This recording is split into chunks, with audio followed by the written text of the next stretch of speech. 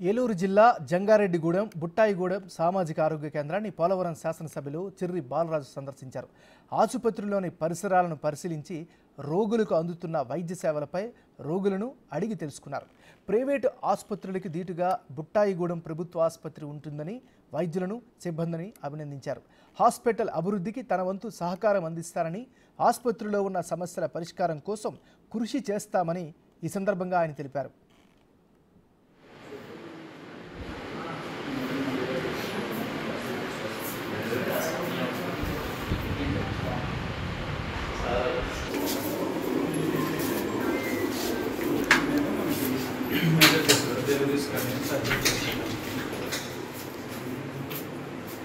Delivery and George.